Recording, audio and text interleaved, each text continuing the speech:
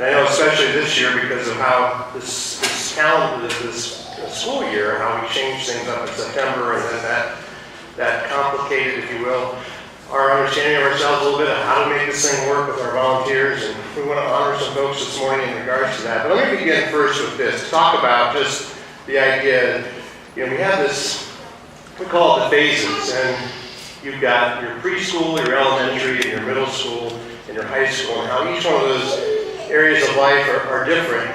And you think about it as a parent, and my challenge even to each of us is, those of you that have served in our children's ministry, those that are serving as mentors for our teens, if you just stop and think for a moment about how, if at that point in life, in the young person that you're investing in, whether it's downstairs in Winning Littles or downstairs in Winning Kids, or whether it's mentoring our teens, if you had the opportunity to walk along with an adult, and maybe even your younger self, what would you like to have known that maybe you don't, that you learned the hard way that you really wish you could offer to our children? And so that's part of my encouragement this morning as we lean into this. I mean, we've sort of embraced what's called the orange phase, or the orange understanding, the idea that the family is the heart of God, that the family is really how God builds his culture and builds his society.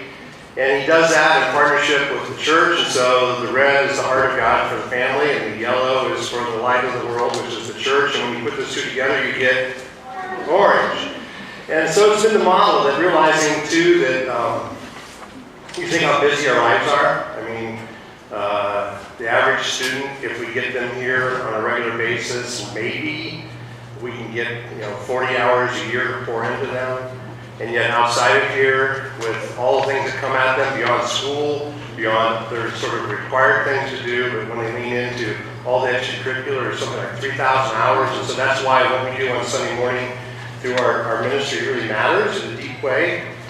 And knowing that we want it to work really well, but sometimes it doesn't. And so part of our task and the challenge that God has called us to be a part of is just to lean into it. But I showed this video last year, and I'd like to show it again here just to sort of prime our conversation this morning.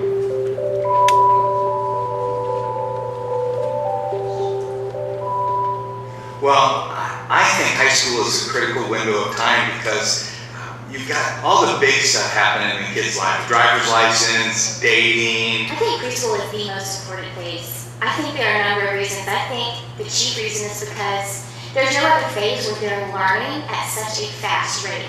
The elementary phase is really important because at this age, kids are ready to handle some deeper information. So I think middle school is the most important phase because it's really the first time in a kid's life when they're moving from concrete thinking to abstract thinking.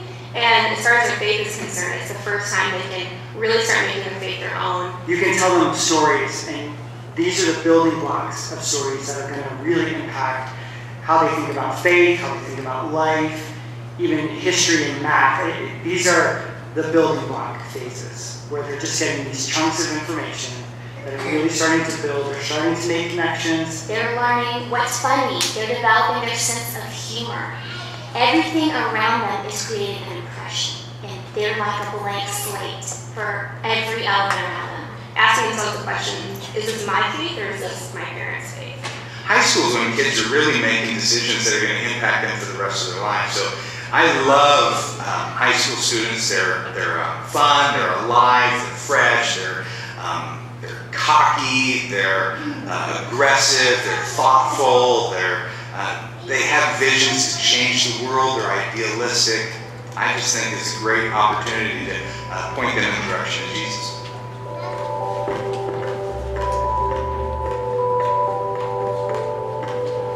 So I hope through that you get the sense that it's the phases, and what you do in one phase doesn't work in the next one. It really is all about us all this together. And so how do we do that? Well, there's a couple things I just want to lay out. First of all, I want you to understand that just a couple slides to sort of set it up. There in this jar is about 400 marbles. But let me just back it out a little bit here. We start with when a child is born. There's actually 936 weeks between the time the child is born and the time the child turns 18. That seems like a lot, right? Doesn't it? But then by the time the child turns age 5, you can see 676 weeks are left. And so the yellow is like the school bus. It's, we put them on the bus in the morning, and it just probably carried, seems like just yesterday, right? It's just like, and we got some fun pictures to share. This is exactly what's that. But then you lean into it, and then by the time they're age 10, it's really where they start to lean into some of the fun conversations that our folks down in kids have been doing. And that's sort of when we begin to open up the conversation about faith. And we're starting a little bit later with some of our students, but the idea that right now it's our confirmation class, and we've got about 12 students that are leaning into just understanding what does this thing look like, and trying to, as the one person shared about where they start owning their faith for their own.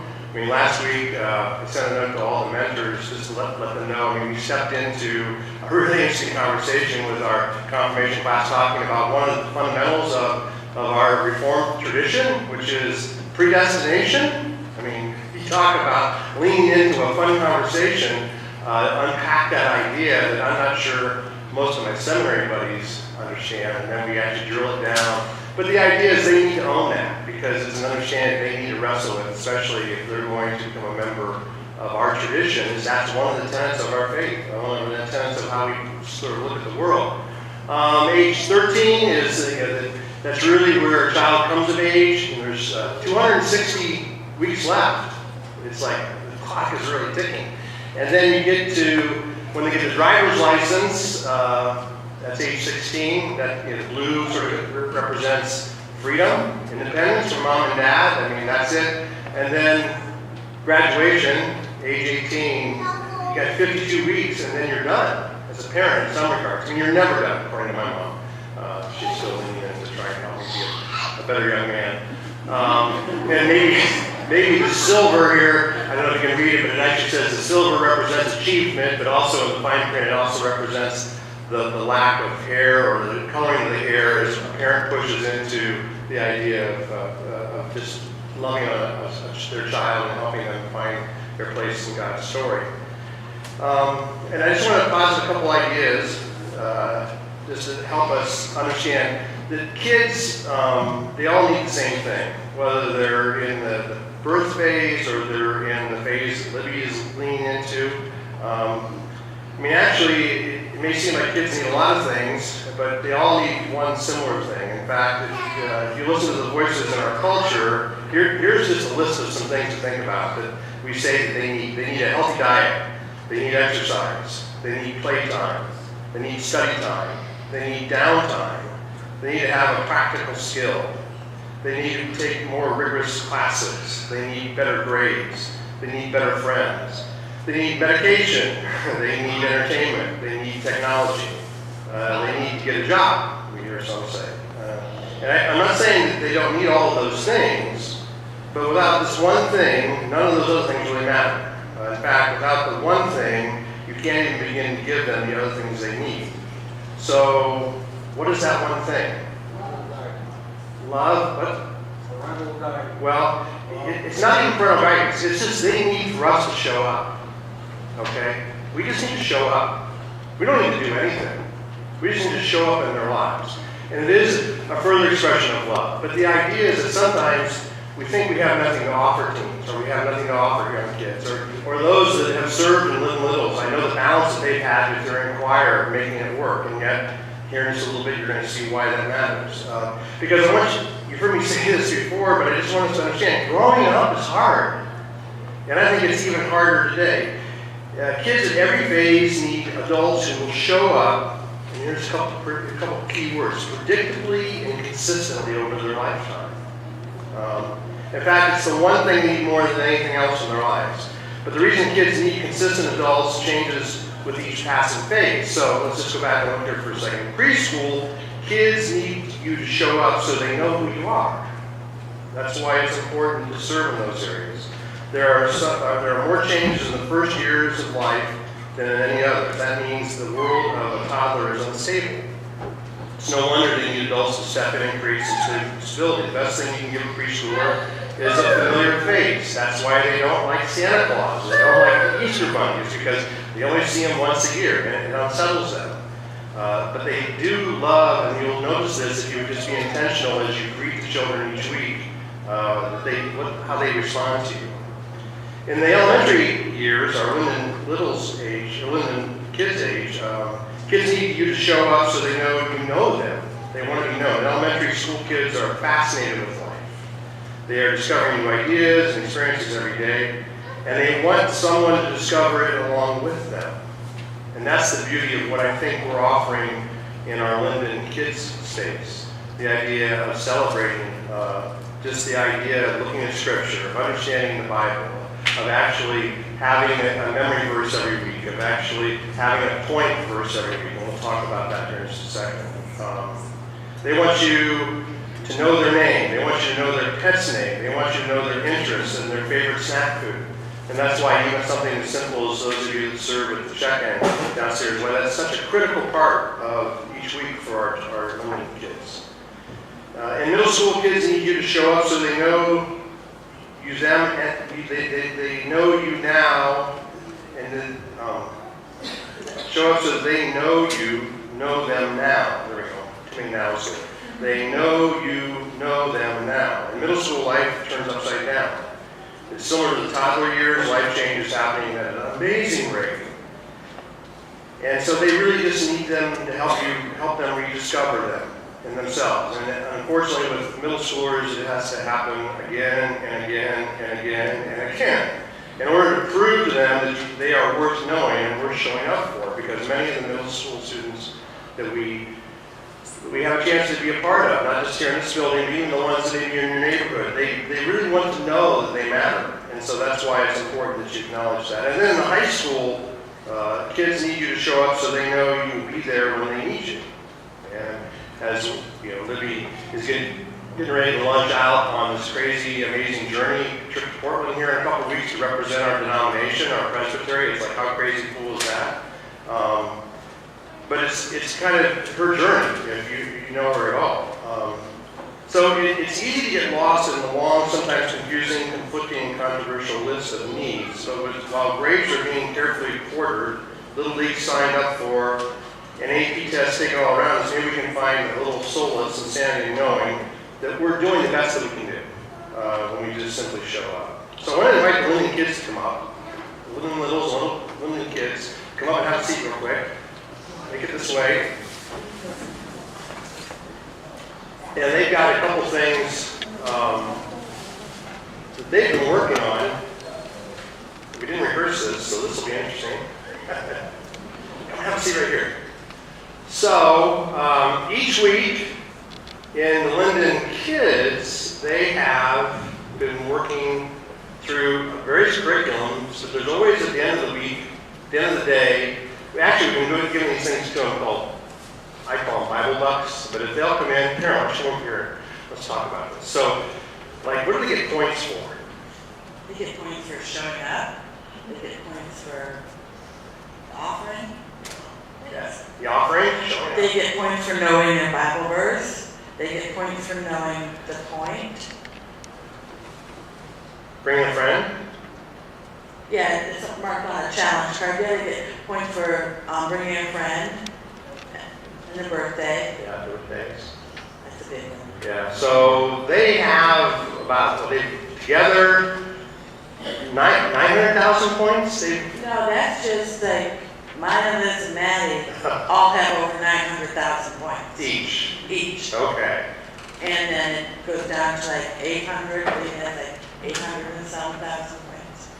So yeah, they'll have like hundreds of thousands of points. Okay, well, competition here. Now, one of the things we added to this is a way to leverage it. So for the points that they get, we are actually matching, almost matching that to make a gift to a ministry. And so because of their good work, they've chosen Harmony House. And do you have a check, AJ, that you want to present?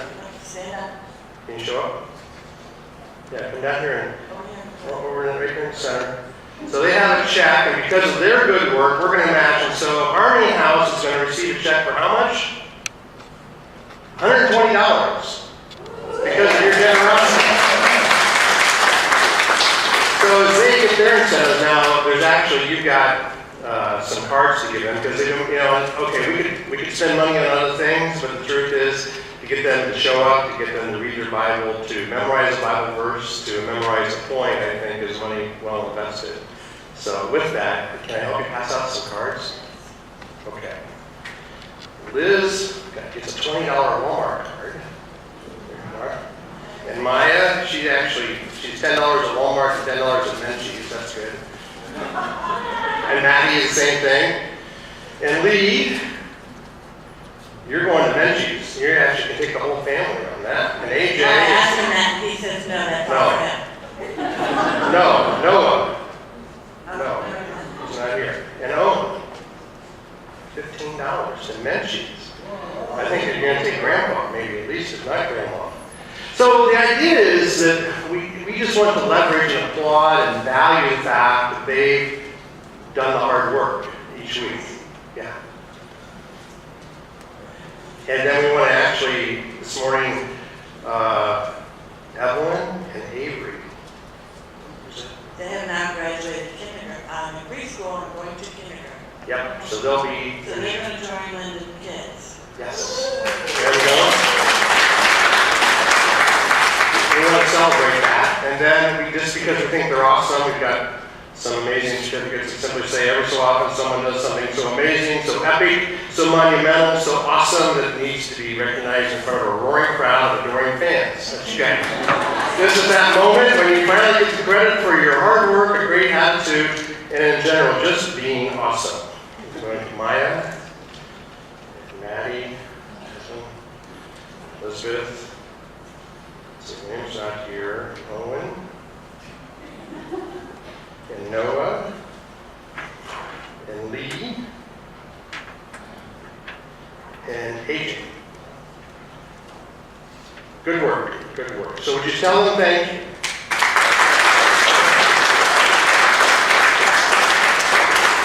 And then they actually have, so if any of you have served downstairs as a volunteer, check-in, teacher, greeter, co-aid, aide, whatever, please stand up so we can acknowledge your good work. And then I don't know if you do this by name or just, No, I'm the Mason. okay. Mason, stand up.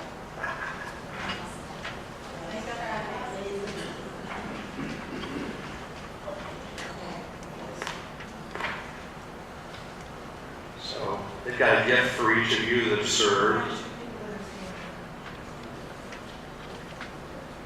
Just anybody that's out here that's standing up.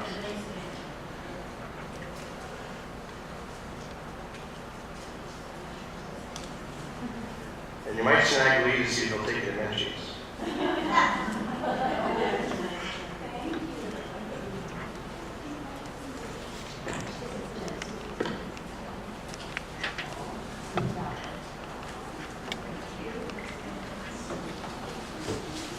Once you get your card, then you can sit down.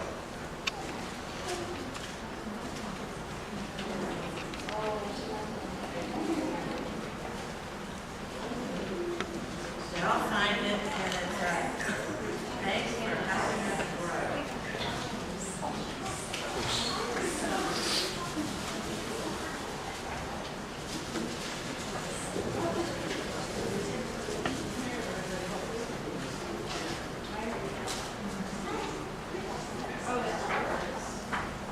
Okay.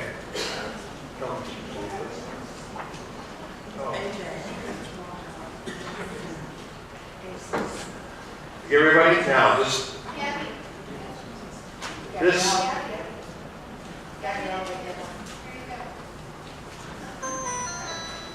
Now, you need to give a round of applause to this one.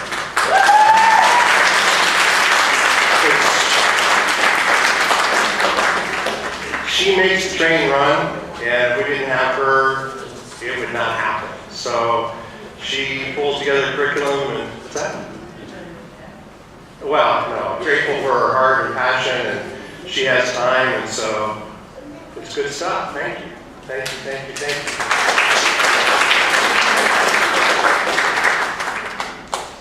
So with that,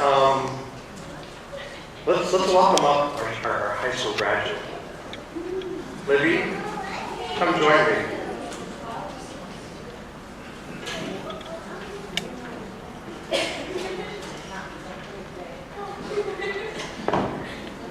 Now, I'll start the slideshow here, just in background, so you can go off. So you're a graduate. You made it. You did. There we go. Yeah, there'll be a lot of that here. The embarrassment is part of the growing up process. So look at Chuck there.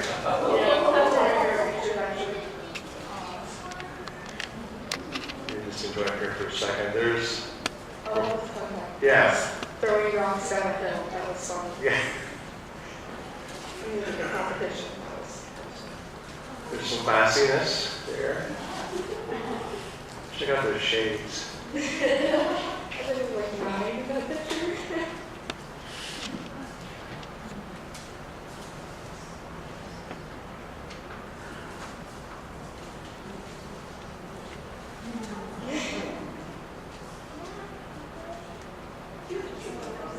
She still is, yeah. I love her. Why? I love her. And there's one more here. Couple milestones there. So there she is, the graduate. So, okay, let's look at these little kids that are here. What would you tell them now that you know what you know? What encouragement would you offer them as they are, some of them are still like in Linden Littles and some are Linden Kids, but if you could be wise to them, because you are wise at your graduate, what would you share with them? Even when people make you mad, mom and dad included, and your teachers and stuff, don't take it to heart. Because they matter. And they love you, that's the only reason why they're doing what they're doing. Because they love you. They love you and you can survive it, right? Yeah. Yes. Okay, that's good. So how about for the folks that have watched you grow up? Talk about some stories. I mean, talk about the character of the people that call themselves Linden Road, and how you've seen love expressed to you in so many different ways. Oh, there's a lot. Everybody's here is family. You're making me cry. Got the tissue. Thank you. No, but seriously, everyone's family here. And I love all of you. Do you want to make me mad?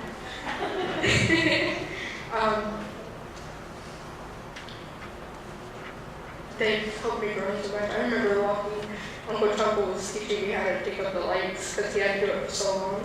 Because there was no kids to do it, so he did it until I was able to reach it. And then he had to teach me when to put them out.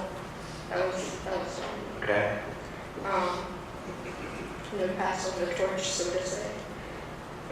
But yeah, even people that came in after I left and I came back, they're still family too. I remember, I don't like crying. You stop. Remember all the Girl Scouts things that we did here? That's what that one fancy picture was. Our mother-daughter tea days. We had open the hall out there. Those were fun. We had hat making contests, which I always lost. But they were fun. We have traditions. Because we are every family has traditions. They've changed a little since they first started, but they're still there. Still doing them. Okay. Talk about this. You said this was an amazing day here in this picture. That was a fun day. Seeing the little kids as they're growing. it's Pleasant Hill, who's you that don't recognize us in the trees, it's Pleasant Hill. Had some fun times in that camp, just going to camp. So it felt really good, that helped back. We were actually fixing a slip and slide. I hated that thing. It was fun, but you always came with burns down your legs because it was just plastic tarp downhill with rocks, and then hay stopped you. It wasn't that fun. It was something else. And this is sort of like being in the Marine Corps. We had to move rocks from Oh, one yeah. side to the other just because. Yeah, so we ended up having a competition, seeing who could throw the rocks farthest downhill. It was pretty fun. The boys won. But it was good. But you had fun in the process. Yeah, that's the whole thing. I think we found salamanders, and I think somebody threw one at me, if I remember correctly. The boys freaked out. Who was it? Oh, Kyle freaked out about salamanders at school. Well, let me just so you know, I asked her to pick the songs this morning, so I thought it was interesting that the first one she picked was Beat Out My Vision, which I just think is interesting, a little history of that. It actually is an 8th century Celtic prayer. And what's interesting is that that song only came into modern understanding because it's actually, if I read it, you couldn't understand the language because it's written in Celtic. But it helped St. Patrick do the thing he did in Ireland. But I mean, what is it about that song that means so much to you? That was one of the first songs I sang in the choir, actually. I remember Aunt Gail, she always cries when we sing the song in the choir. I think it's a beautiful song. I actually remember we were up in the choir loft singing, and I was standing behind Aunt Gail, and we sang it next to my mom, and we were all three were crying. Part of it had to do with why we were singing, but Well, I think that for all of those of you that are in choir, the idea of coming to practice every Wednesday, you know, when you're in season, it's like, it matters. It matters because you're showing up. So my principle to let us walk away this morning is understanding that it's when adults show up. When we all show up together, especially you just think about your own story, and you know, and the risks that you take and how, you know, crazy trip to Texas or that gets maybe things flowing in a different direction to the point now where talk a little bit about your anticipation of going to Portland on behalf of the Presbyterian General Assembly. It's like, who does that? Who's 18 years old and does that with their summer? it's kind of scary still. Okay.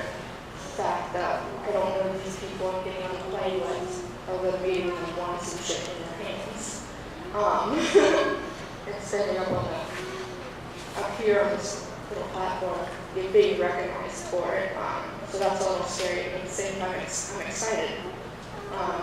Because it's my first real adult trip by myself, where I have to be an adult the entire time. Well, maybe you can ask some folks out there some secrets on how to be an adult and not miss life. Yeah.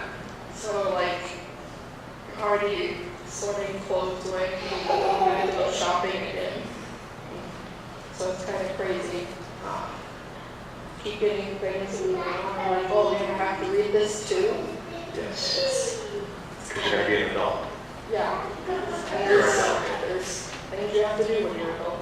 Like I have a work booklet, and I was like, oh, another thing to read, and then I open it. What are these lines for? Oh, it's a work booklet that I have to do before I even get there. Yay! You could have been in the shape class, right? Well, look at this verse here. This verse, I think, demonstrates really Libby's life. The writer of Proverbs says, start children off the way they should go. Even when they are old, they will not turn from it. Well, you're not really old yet. You know, I'm not quite old yet. Older, but that idea that when we start and we invest, that this is the end result. And that's a pretty good thing, don't you think? So, grateful that you've been faithful on that. Now, I have something that I've already given you once, so why do I have to give you another one? Because I gave them away. So I got a Bible for her, but the problem is I gave her one. It's not a problem, it's actually a cool thing. So can you share a little bit about what happened? Okay, so when I went to Chrysalis, I do this thing where I go, especially when I'm hard times, I turn to it, and I highlight things, and I mark pages, and I keep it with me, especially when I'm going places. So I'm probably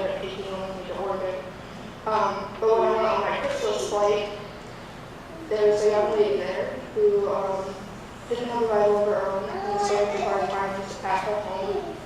And I asked her if she wanted one of her own, and she's like, we have a Bible at home. I was like, that's not what I asked. Do you want a Bible of your own? And she's like, what difference will it make? I'm like, it makes a whole world of difference. This is your Bible, you get to mark it and it helps you. And then you pass it on to someone else that needs it more. And I decided to do this after my Bible was actually stolen at school. Somebody took it, and I was like, well, that's my favorite Bible, but oh, well, they obviously needed more than I did. So I decided to mark them up with what helps me and pass them on. So one of the advisors that was there anointed her. We prayed around her. And I gave her the Bible, the same one actually. And she started crying because no one had ever been that nice to her. And she didn't even really want to be at Christmas. So it was one of those things where they pushed her into it because they felt it would be good for her, not because she wanted it. And it was good for her. She helped her. We're actually friends on Facebook now. We talk all the time. And I showed her what I've done, and I told her to pass it on when she felt it was time. So she's actually passed that Bible on to somebody else already, which made me feel happy, because I did that. She said she's purchased 3 more Bibles since then for herself to continue doing it. So I think it's a good thing to do. So that's why he has to keep giving me Bibles. Why am I involved? That's what a cool thing. But this one, keep. And the next time you need another one, let us know, and we'll set it on video, okay? Let's do that. That's just amazing. Well, here's what I want to do, because you talked about how they hand off the Bible.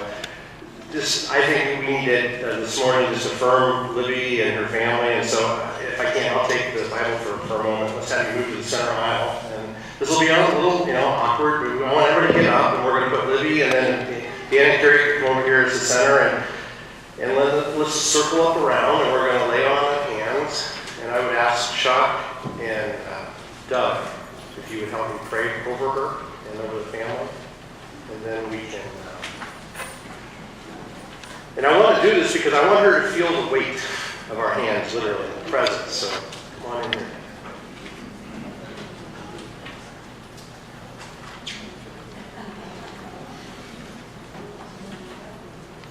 Chuck and Doug, if you would, and then I'll wrap this.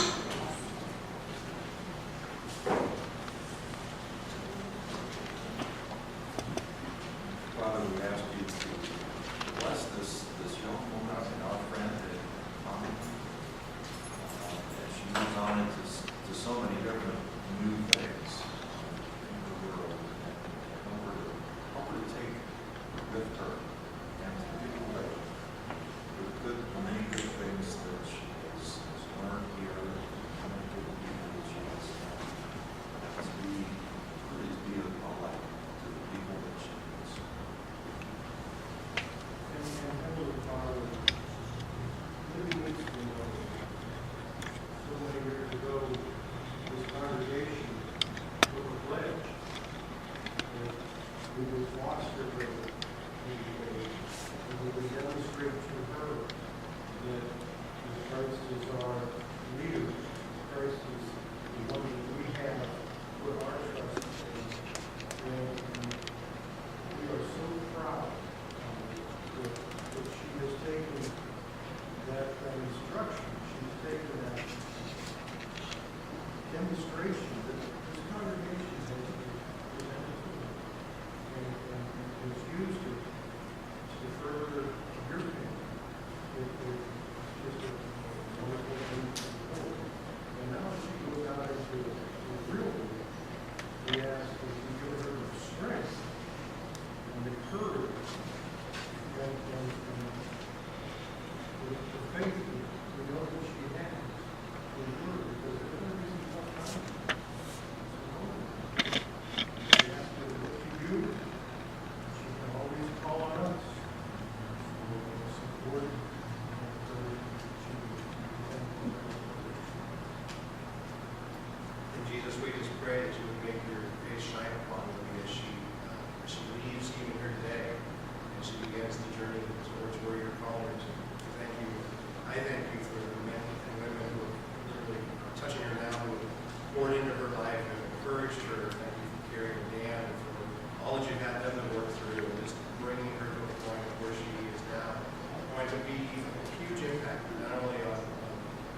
this community beyond the kingdom, so we just pray Jesus at every step. And the most important thing in her heart of hearts, that she knows, Jesus, that you delight in her, that she senses your pleasure in who she is because of her willingness to push down and to be faithful and all we just thank you for the privilege that we had to watch her grow up.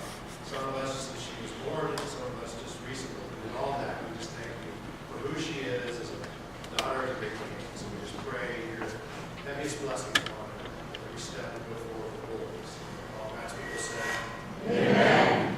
Thank you.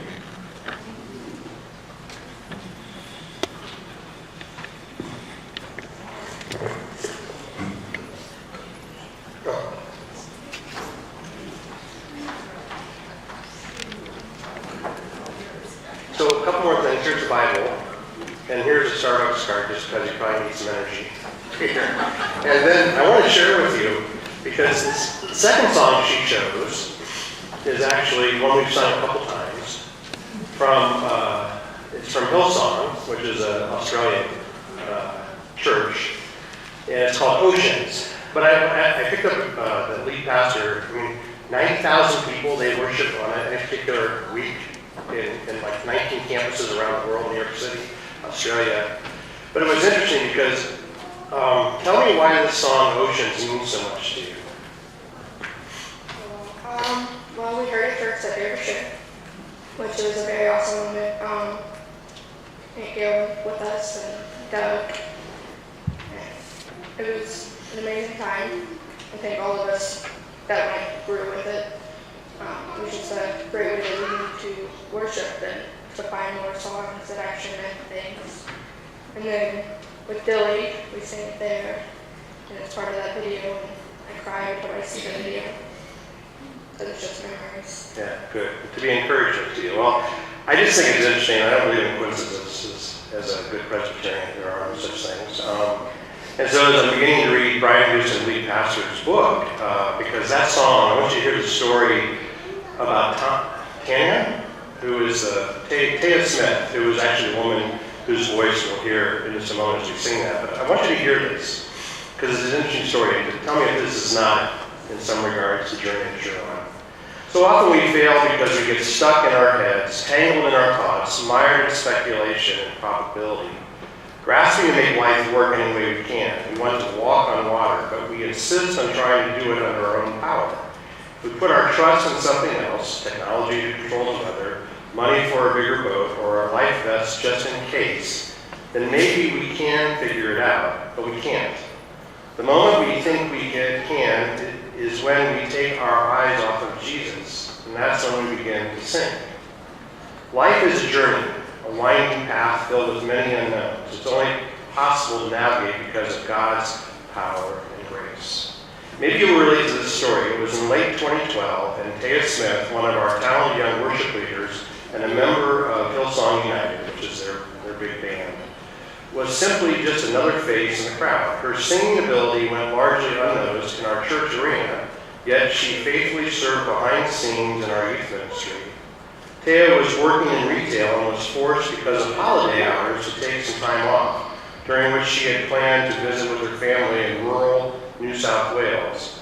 But she had waited too long to buy a plane ticket, and now the flights were too expensive. And so she was stuck in Sydney with 1 week's holiday, the same week that our church was recording the album Glorious Ruins.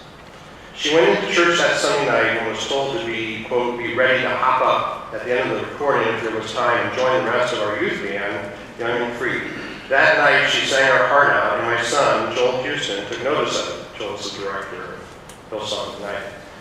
Okay, that was Sunday. The following Tuesday morning, Taya woke up with a message on her phone from one of the guys at Hillsong United's producing office asking if she would come down to the studio to do some backing vocals for this new United project. Taya doesn't have her driver's license, so for 2 days in a row she caught multiple buses and trains from her home in the south of Sydney, and then she rode her skateboard from the train station to the United studio in North Rocks. About 1.5 hours each way, and it was during those 2 days that Joel gave her a new song to learn, and Taya recorded the song Oceans. The story goes that once she finished the first take, she turned to the boys and nervously said, I can do better. Taken aback, they replied, that was pretty good. If you have ever heard her sing, and we will in a moment here, we'll sing with her, you can imagine how much heart and passion she puts into absolutely everything she does. I love how Taya recounts riding the bus home that night and recalling the prayer that she had prayed only 2 weeks before, asking God to either open or shut the door on an opportunity to sing professionally. In feeling that the Lord's prompting to lay that dream aside to step into the great unknown, the rest is history. Taya's story is like so many. The young girl stepped out. God got in the way of her plans. She chose service over convenience, and her life today is a testimony to her faith and the faithfulness of God when we trust Him with the unknown details of our lives. Libby, that's you. So thank you for risking all this. Thanks for staying with it, because a lot of high school students, it's like church is like way down. But the fact that you served and you've loved, and so just thank you for your heart. So would you say thank you to her again, please?